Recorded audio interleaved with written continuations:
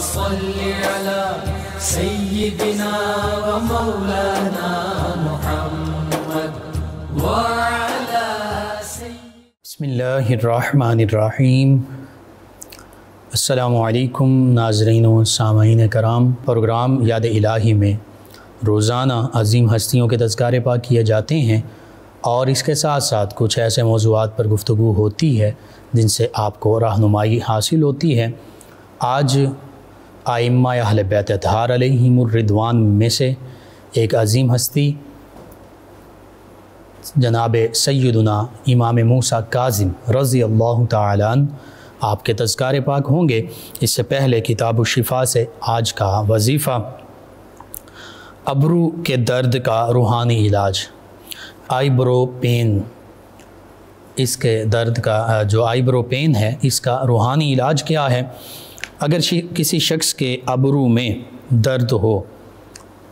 تو 7 مرتبہ سورہ لقمان کی آیت مبارکہ 27، سورہ لقمان آیت مبارکہ 27، اس کو پڑھ کر دم کرنے سے انشاءاللہ ابرو کا درد ختم ہو جائے گا۔ آئی برو پین بھی جسے کہتے ہیں۔ آیت مبارکہ اور اس کا ترجمہ سماعت فرما لیں۔ اللہ سبحانہ وتعالی ارشاد فرماتا وَلَوْ أَنَّ مَا فِي الْأَرْضِ مِنْ شَجَرَةٍ أَقْلَامٌ وَالْبَحْرُ يَمُدُّهُ مِنْ بَعْدِهِ سَبْعَةُ أَبْحُرٍ مَا نَفِدَتْ كَلِمَاتُ اللَّهِ۔ فرمایا اور اگر زمین میں جتنے درخت ہیں سب قلم ہوں، قلم بن جائیں، اور سمندر روشنائی ہو، سمندر انک بن جائے، روشنائی بن جائے، اس کے بعد اور 7 سمندر اسے بڑھاتے چلے جائیں تو اللہ سبحانہ وتعالی کے کلمات پھر بھی ختم نہیں ہوں گے۔ بے شک اللہ تعالی غالب ہے، حکمت والا ہے۔ تو یہ سورہ لقمان آیت مبارکہ 27، اس کو پڑھ کر دم کرنے سے ابرو کا درد جو ہے اس سے اللہ تعالی شفا عطا فرماتا ہے۔ آپ کو ضرورت ہے، ضرور اپنے معمول کا حصہ بنائیے، اپنے اعزاء قریبہ، رشتہ دار، دوست، احباب، پڑوسی، محلہ دار، امت مسلمہ تک پہنچائیے۔ انشاءاللہ میرے آپ کے ہمارے بتانے سے ہمارے کسی بھی مسلمان بھائی، کسی مسلمان بہن، کسی بھی مسلمان فرد کو اللہ سبحانہ وتعالی فائدہ اور شفا عطا فرماتا ہے تو یہ ہمارے لیے بھی دین و دنیا آخرت میں بھلائی، فائدے، نجات اور شفا کا باعث ہوگی۔ اللہ سبحانہ وتعالی سے دعا ہے اللہ تعالی ہمیں آسانیاں عطا فرمائے، ہمیں آسانیاں بانٹنے والا بنائے، آمین۔ جی ناظرین و سامعین، سیدنا امام موسیٰ کاظم رضی اللہ تعالی عنہ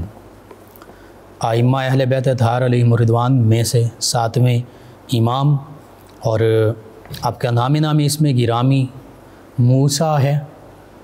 سیدنا موسیٰ علیہ السلام کی نسبت بھی اس میں شامل ہے، اور کاظم یہ آپ کے القابات میں سے ایک لقب ہے۔ کاظم کا معنی ہے غصہ پی جانے والے، غصہ پی جانے والی ہستی۔ والکاظمین الغیظ والعافین عن الناس واللہ یحب المحسنین، یہ سورہ آل عمران میں قرآن مجید فرقان حمید میں ذکر ہے۔ اللہ سبحانہ وتعالی نے فرمایا کہ جو غصے کو پی جانے والے ہیں، اپنے غیظ پر کنٹرول کرنے والے ہیں، والکاظمین الغیظ،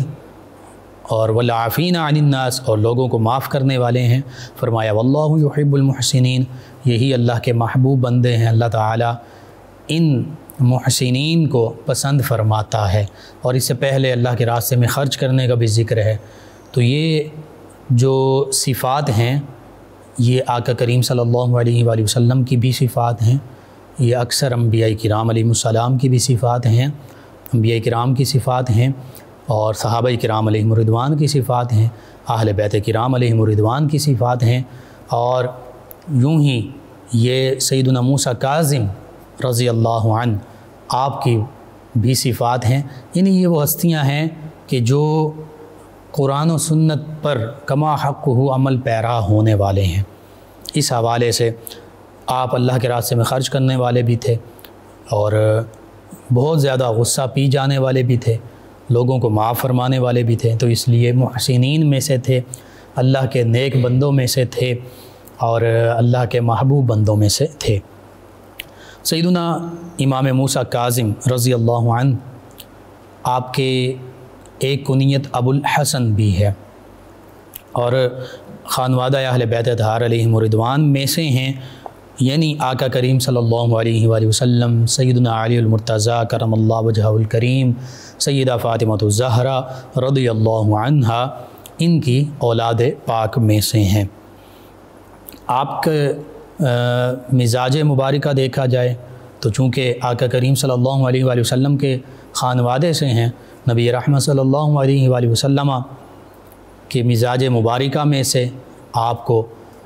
بہت زیادہ ظاہری باطنی اوصاف اور کمالات حاصل ہوئے۔ اسی طرح سیدنا علی المرتضیٰ کرم اللہ وجہہ الکریم کے اوصاف کا آپ پیکر تھے، اور پھر سیدنا امام حسین رضی اللہ عنہ کی بھی اولاد پاک میں سے ہیں، تو سیدنا امام حسین رضی اللہ عنہ کی طرح آپ کو حق پر ڈٹ جانا، عزم و ہمت کا اظہار کرنا یہ بھی حاصل تھا۔ سیدنا علی المرتضیٰ کرم اللہ وجہہ الکریم کی طرح شجاعت کے پیکر بھی تھے، اور خطابت اور گفتگو وہ تو پھر اس خانوادے کا ایک اہم حصہ ہے۔ اسی طرح سیدنا امام علی زین العابدین رضی اللہ عنہ کی بھی اولاد پاک میں سے ہیں، تو ان کی طرح عابد بھی تھے، زاہد بھی تھے، سخی بھی تھے، اللہ کی بارگاہ میں تقوی اور خشیت اختیار کرنے والے بھی تھے، اور لوگوں کے ساتھ بھلائی کا معاملہ کرنے والے بھی تھے، سخاوت کا معاملہ کرنے والے بھی تھے۔ اسی طرح سیدنا امام محمد باقر رضی اللہ عنہ کی بھی اولاد پاک میں سے ہیں، تو ان کی طرح علم کے جواہر جو ہیں، علم کے موتی جو ہیں، وہ آپ کے لبہائے مبارکہ سے پھوٹتے تھے، علم کے پیکر بھی تھے۔ اور پھر سیدنا امام جعفر صادق رضی اللہ عنہ کی بھی اولاد پاک میں سے ہیں، تو سیدنا امام جعفر صادق رضی اللہ عنہ کی طرح آپ صادق بھی تھے، ان کی طرح علم، تقوی، خشیت، عبادت اس کا بھی پیکر تھے۔ اور پھر چونکہ سیدنا امام جعفر صادق رضی اللہ عنہ یہ آپ کے والد گرامی ہیں، اور انہی سے آپ نے سیدنا امام موسیٰ کاظم رضی اللہ عنہ نے انہی سے ظاہری و باطنی تعلیم و تربیت بھی پائی، فیوز و برکات بھی حاصل فرمائے۔ آپ کی ولادت باسعادت کے بارے میں مختلف اقوال لیکن کثیر روایات کے مطابق 7 صفر المظفر 128 ہجری، یہ بعض روایت کے مطابق 129 ہجری، یہ آپ کی سال ولادت بھی ہے اور یوم ولادت بھی ہے۔ اور مقام ولادت باسعادت یہ ابوا شریف وہ مقام جو مکہ المکرمہ اور مدینہ طیبہ ان دونوں کے درمیان، اور اس مقام کو ایک سعادت یہ بھی حاصل ہے کہ یہاں پر امام الانبیاء والمرسلین، سید الانبیاء والمرسلین، سید الاولین والآخرین، میرے آپ کے ہم سب کے آقا و مولا صلی اللہ علیہ وآلہ وسلم کی والدہ ماجدہ سیدہ طیبہ طاہرہ زکیہ راضیہ مرضیہ سیدہ آمینہ رضی اللہ تعالی عنہا وسلام اللہ علیہا، آپ کا وصال بھی ہوا اور آپ کا مزار مبارکہ بھی موجود ہے۔ تو اس مقام ابوا شریف پر، اس مقام میں سیدنا امام موسیٰ کاظم رضی اللہ تعالی عنہ آپ کی ولادت باسعادت ہوئی، چونکہ آپ کے والدین یعنی سیدنا امام جعفر صادق رضی اللہ عنہ اور سیدہ بی بی حمیدہ خاتون رضی اللہ عنہا یہ کعبۃ اللہ حج کے لیے تشریف لے گئے۔ وہاں سے واپسی کے دوران صفر المظفر 7 صفر المظفر 128 ہجری میں مقام ابوا پر سیدنا امام موسیٰ کاظم رضی اللہ تعالی عنہ کی ولادت باسعادت ہوئی۔ اسی طرح ائمہ اہل بیت اطہار علیہم رضوان میں آپ 7ویں امام ہیں، اور سیدنا امام جعفر الصادق رضی اللہ عنہ کی شہادت تک یعنی 148 ہجری تک تقریباً یہ 20 برس بنتے ہیں، آپ نے اپنے والد گرامی سیدنا امام جعفر الصادق رضی اللہ عنہ ان سے فیوز و برکات حاصل کیے، قرآن کا علم حاصل کیا، تفسیر اصول تفسیر کا علم حاصل کیا، حدیث اصول حدیث کا علم حاصل کیا، فقہ اصول فقہ کا علم حاصل کیا، حتیٰ کہ دیگر جو ظاہر علوم جیسے جابر بن حیان جو فاؤنڈر آف کیمسٹری، بابائے کیمسٹری، علم کیمیا کے بانی، وہ سیدنا امام جعفر الصادق رضی اللہ عنہ سے کیمسٹری سیکھ رہے ہیں۔ کیمسٹری کا علم انہوں نے سیدنا امام جعفر الصادق رضی اللہ عنہ سے حاصل کیا۔ تو یہ تو علوم میں سے ہے کہ علم کی بات ہے۔ سیدنا امام موسیٰ کاظم رضی اللہ عنہ نے اسی طرح تمام دینی، دنیاوی، ظاہری، باطنی تمام علوم اپنے والد گرامی سیدنا امام موسیٰ کاظم رضی اللہ عنہ سے حاصل کیے۔ اور پھر سیدنا امام اعظم سیدنا ابو حنیفہ رضی اللہ عنہ، یہ بھی سیدنا امام جعفر الصادق رضی اللہ عنہ کے شاگرد ہیں۔ تو یہ تو چند ایک مثالیں ہیں۔ سیدنا امام موسیٰ کاظم رضی اللہ عنہ علوم کا منبع تھے، علوم کا پیکر تھے، مرکز و محور تھے، اور بہت سے لوگوں نے مختلف علوم آپ سے حاصل کیے۔ کسی نے قرآن و سنت کا علم حاصل کیا، کسی نے فقہ کا علم حاصل کیا، کسی نے کیمسٹری کا علم حاصل کیا، کسی نے میڈیسن کا علم، طب کا علم حاصل کیا۔ جس چیز کا، جس علم کا پیاسا تھا، وہ اس سرچشمہ علم سے سیراب ہوا۔ تو پھر سیدنا امام موسیٰ کاظم رضی اللہ عنہ کے علمی کمال کا ہم کیسے اندازہ کر سکتے ہیں کہ آپ کے والد گرامی سے جو دیگر شخصیات نے مختلف علوم حاصل کیے، دینی بھی، دنیاوی بھی، سائنسی بھی، ہر قسم کے علوم، تو پھر ان کا علم کا کمال کیا ہوگا۔ یہ اس سے آپ تصور کر لیجئے، اندازہ کر لیجئے کہ بڑی بڑی ہستیوں نے آپ سے مختلف علوم سیکھے، اور ان علوم کے وہ بانی بھی بن گئے، ان علوم کے وہ موجد بھی بن گئے، ان علوم کو وہ پھیلانے والوں میں سب سے پہلے ٹھہرے، جیسے میں نے صرف 2 مثالیں آپ کے سامنے بیان کی۔ سیدنا امام موسیٰ کاظم رضی اللہ عنہ، اور اس کی گواہی آپ کے زمانے کے بڑے بڑے علماء، فقہاء، اولیاء سبھی نے دی کہ آپ اپنے زمانے کے عابد ترین تھے، سب سے زیادہ عبادت گزار تھے، سب سے بڑے فقیہ تھے، سب سے بڑے سخی تھے، اور سب سے عظیم عظمت، مقام، مرتبے والے معزز ترین شخصیت تھے۔ اس کی گواہی اس دور کے سبھی لوگوں نے دی، چاہے وہ مفسر تھے، چاہے محدث تھے، چاہے فقیہ تھے، چاہے عبادت گزار تھے، چاہے اللہ کے ولی تھے، سبھی نے اس بات کی گواہی دی۔ تو یوں سیدنا امام موسیٰ کاظم رضی اللہ عنہ علم میں، مقام و مرتبے میں، فقہ میں، عبادات و ریاضات میں، حلم میں، صبر میں، سخاوت میں، امانت میں، دیانت میں، ہر خوبصورت اور اچھی صفات میں سب سے کامل مقام و مرتبے پر فائز تھے، اور اسی وجہ سے آپ عبد صالح کے لقب سے بھی مشہور تھے، یعنی اللہ کے نیک بندے والصالحین میں بھی شامل تھے، من النبیین والصدیقین والشہداء والصالحین وحسن اولئک رفیقا، یعنی جن پر اللہ کا انعام بھی ہے اور جن کے راستے پر ہمیں چلنے کا حکم بھی ہے، ان میں بھی آپ شامل تھے۔ پھر آپ کی حیات مبارکہ کے مختلف پہلو ہیں۔ 20 برس جو ہیں اپنے والد گرامی کے ساتھ آپ نے گزارے، ان کی شہادت کے بعد پھر آپ انہی کے جو مسند کا تسلسل تھا اس مسند کو بھی سنبھالا، اور پھر آپ نے بھی اپنی حیات مبارکہ میں جہاں قرآن و سنت کا علم لوگوں تک پہنچایا، عام کیا، جہاں فقہی معاملات اور شرعی مسائل لوگوں تک پہنچائے اور دیگر علوم جو ہیں وہ لوگوں تک پہنچائے، وہیں آپ نے اپنے زمانے میں جو چونکہ اب 149 ہجری کے بعد اموی حکمرانوں کے بعد عباسی حکمرانوں کا دور اور اس کا آغاز ہو رہا ہے، 132 ہجری سے بھی اس کا تسلسل شروع ہو جاتا ہے، تو اس دوران آپ نے جو عباسی حکمران تھے ان کی طرف سے جو آپ کو تکالیف پہنچائی گئیں، جو اذیتیں دی گئیں، ان پر آپ نے صبر شکر کا، صبر و تحمل کا اظہار فرمایا۔ مختلف عباسی حکمرانوں کے ادوار میں آپ نے اسیری بھی کاٹی، یعنی قید و بند کی صعوبتیں بھی کاٹیں، اور جب پہلی مرتبہ آپ کو عباسی حکمران نے اپنے پاس بلایا تو آپ نے فرما دیا اپنے غلاموں سے، اپنے متوسلین سے، اپنے عقیدت مندوں سے آپ نے فرمایا، اور ایک خاص عقیدت مند سے آپ نے فرمایا تھا کہ میں یہ عباسی جو حکمران ہے اس کے پاس جا رہا ہوں، لیکن میں فلاں وقت، فلاں دن اور فلاں وقت واپس آ جاؤں گا۔ جب وہ غلام جس کو آپ نے یہ سارا معاملہ ارشاد فرمایا تھا، وہ ایک ایک دن گنتا رہا، جس دن کا آپ نے فرمایا تھا جب وہ دن آ پہنچا تو بڑی بےتابی کے ساتھ وہ انتظار کر رہا ہے۔ مغرب کا وقت قریب آ گیا، لیکن بظاہر کوئی اس کو آپ کے آنے کے آثار نظر نہ آئے، بڑا پریشان ہوا،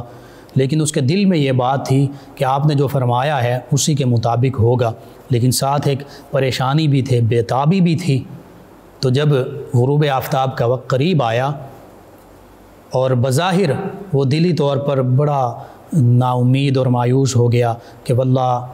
کیا سیدنا امام موسیٰ کاظم رضی اللہ عنہ کے ساتھ کوئی اور معاملہ پیش نہ آ گیا ہو، تو اس وقت اس نے دیکھا کہ جس سمت عراق ہے اس سمت سے گرد اڑ رہی ہے، اور دیکھا کہ کوئی سواری آ رہی ہے۔ جب وہ سواری قریب آئی تو دیکھا سیدنا امام موسیٰ کاظم رضی اللہ عنہ تھے، اور آپ نے فرمایا کہ تم پریشان ہو رہے تھے، کوئی ایسا معاملہ نہیں تھا، میں نے جو تمہیں کہہ دیا تھا، اللہ سبحانہ و تعالی،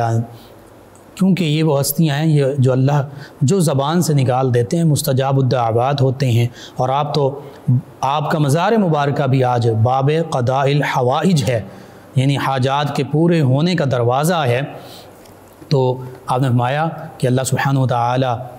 ہمارے ساتھ وہی معاملہ فرماتا ہے جو ہم اللہ کے ساتھ گمان کرتے ہیں، اور یہ حدیث پاک میں بھی ہے کہ اللہ فرماتا ہے کہ میں بندے کے گمان کے مطابق ہوں، جیسا وہ میرے ساتھ گمان کرتا ہے میں ویسا ہی اس کے ساتھ معاملہ فرما دیتا ہوں۔ بہرحال سیدنا امام موسیٰ کاظم رضی اللہ عنہ جو آپ نے ارشاد فرمایا تھا کہ میں فلاں دن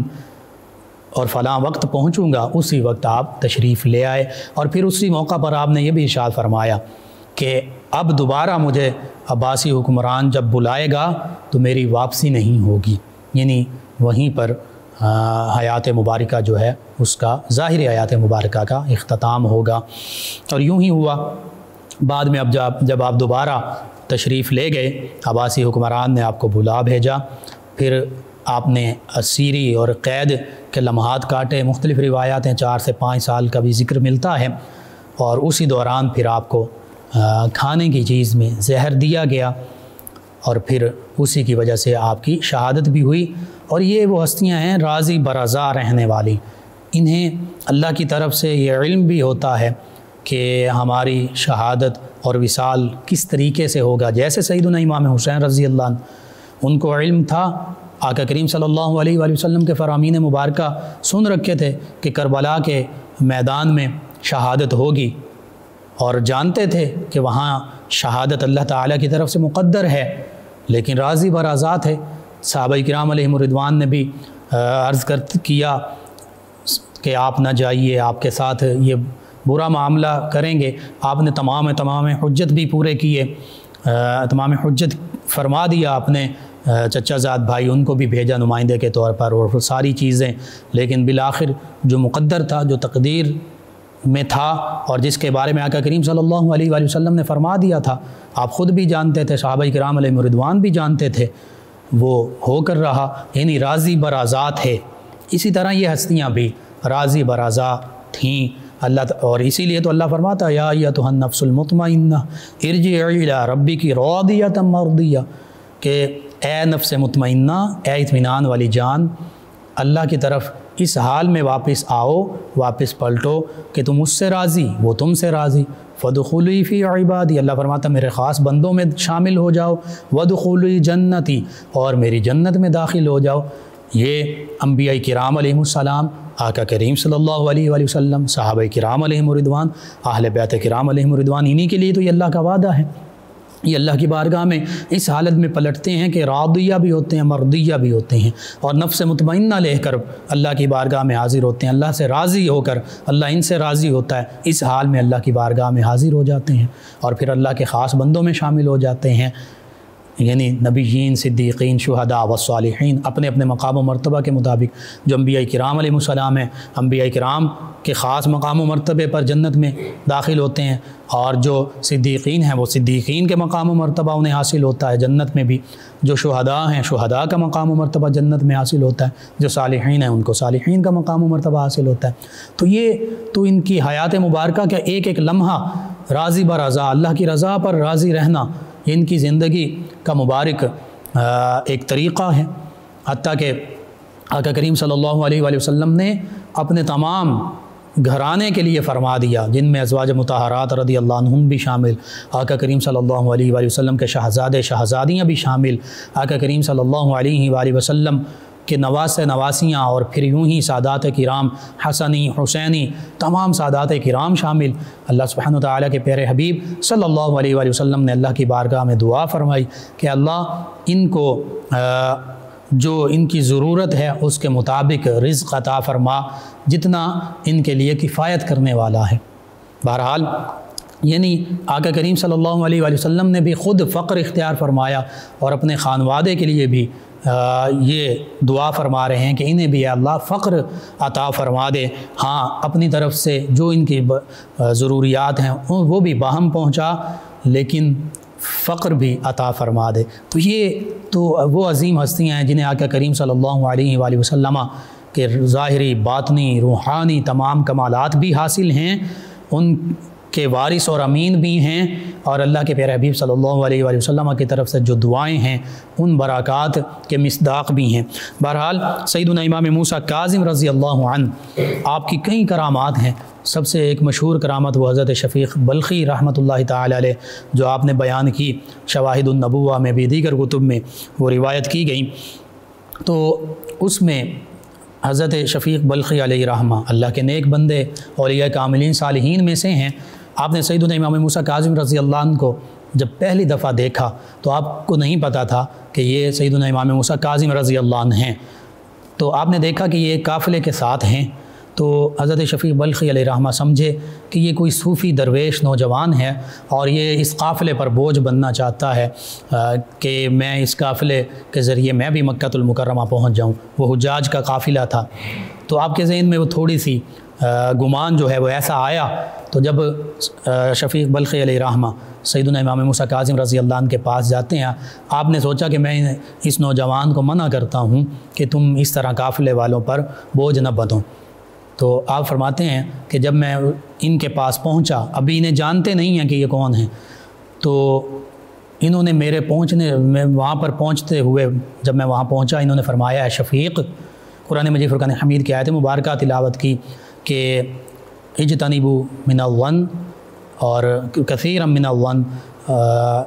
ان بعد الظن اسم، اس سورہ حجرات کی آیت مبارکہ میں سے تلاوت کیا کہ پہلے نام لیا، اے شفیق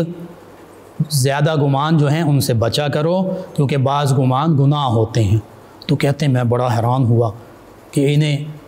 یہ اللہ کا ایسا نیک بندہ ہے کہ اللہ تعالیٰ نے میرے دلی جو کیفیت ہے اس پر ان کو مطلع فرما دیا، کشف قلوب ان کو حاصل ہے۔ تو یہ فرما کر سیدنا امام موسیٰ کاظم رضی اللہ عنہ آگے چل پڑے۔ یہ کہتے ہیں میں نے دوبارہ ان کو ڈھونڈنے کی کوشش کی یہ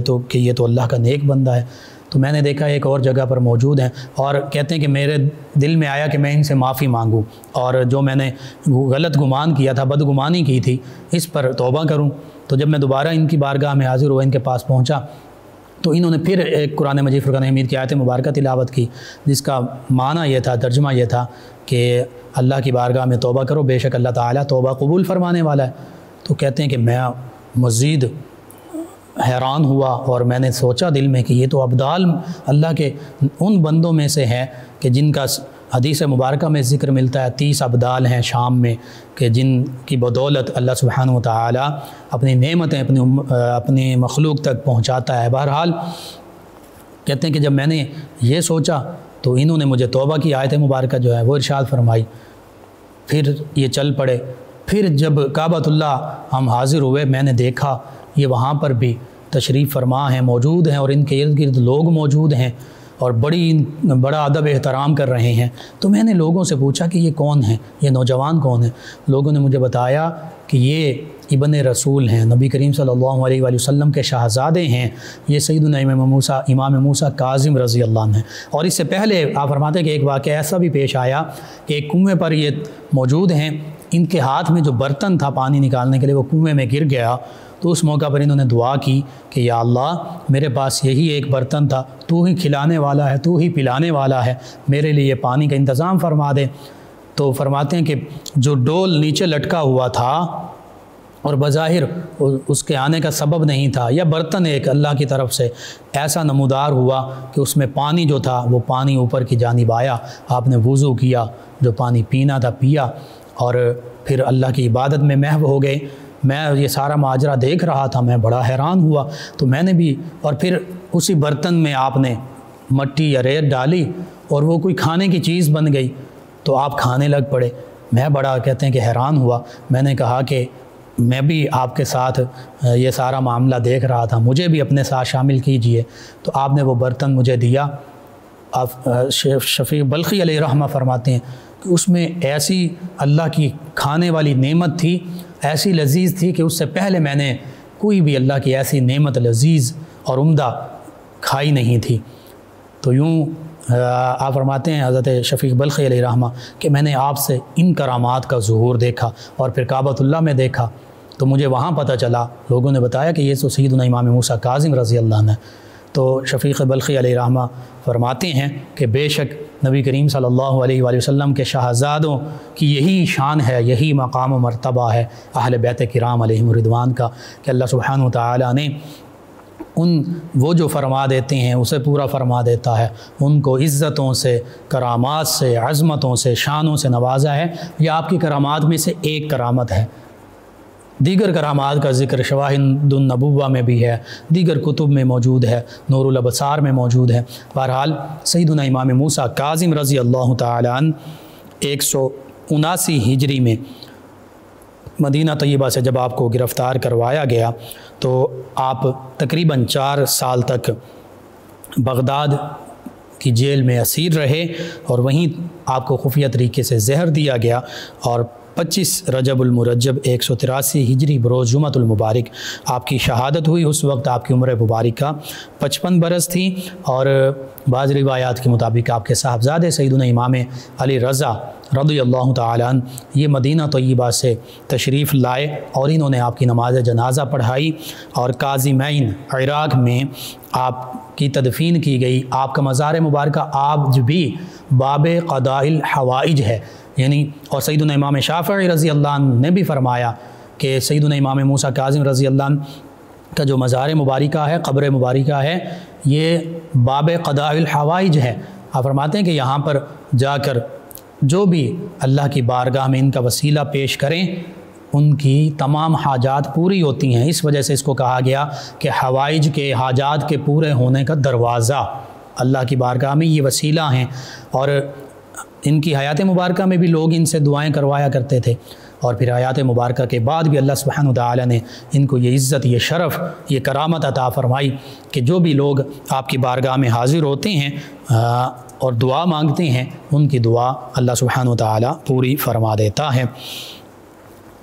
آج بھی ضرورت اس امر کی ہے کہ ہم آقا کریم صلی اللہ علیہ وآلہ وسلم سے سچی محبت اور ان کی پیروی کرنے والے بنیں، صحابہ کرام علیہم رضوان، اہل بیت کرام علیہم رضوان سے سچی محبت کرنے والے بنیں، اور ان کی تعلیمات کی پیروی کرنے والے بنیں۔ اللہ سبحانہ وتعالی سے دعا ہے اللہ تعالی